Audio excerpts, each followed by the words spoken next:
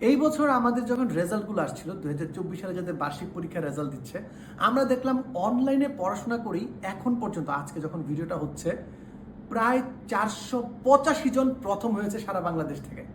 প্রায় 50টা জেলার মতো কভার করেছি। স্কুলের ভিতর ইন্ডিভিজুয়াল ওরা ফার্স্ট হয়েছে, সেকেন্ড থার্ডের হিসাব আমি বাদ দিলাম, আমি এটা হিসাবে আনি নাই। তো কি হচ্ছে অনলাইন বেসে, কি করছে, কেন ওরা অনলাইনে পড়াশোনা করছে, অধিকাংশ শুধু অনলাইনে পড়াশোনা করছে। এর প্রধান কারণ হচ্ছে যখন অনলাইনে আসে ওদের যে কোচিং বা আদার্স জায়গা আছে এই জায়গাগুলোতে যাওয়ার জন্য যে সময়টা থাকে সেটা বেঁচে যায়। 2 নাম্বার, অনেক বেশি এক্সারসাইজ করতে পারে। শুধু আমি যদি অফলাইনে পড়ি একটা সেগমেন্টের ভিতরে করতে পারবো, সাপোজ আমি ময়মনসিংহ থাকি, ময়মনসিংহ স্টুডেন্টদের সাথে কম্পিট করতে পারবো। বাট অনলাইন ব্যাচে কিন্তু কম্পিটিশন হয় পুরো বাংলাদেশের সাথে। অনলাইন ব্যাচে কারা পড়ায়?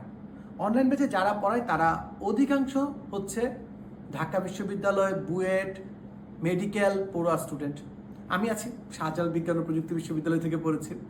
বাট এই বছর আমাদের আরেকটা সংযোজন হচ্ছে, তোমরা তো আবার নতুন কারিকুলাম থেকে ওল্ড কারিকুলামের যে মডেলটা ছিল সেটাতে ফেরত যাচ্ছ, পুনর্মার্জিত যে বিষয়টা আছে সেইখানে কিন্তু এক্সপিরিয়েন্স অনেক বেশি ভ্যালু করে।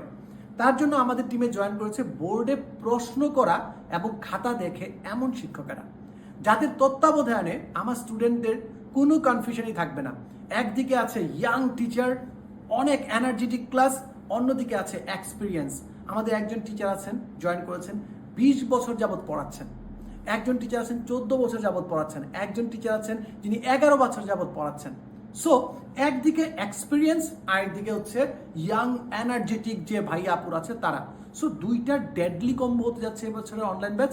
যারা জয়েন করছো না মিস করবে শিওর।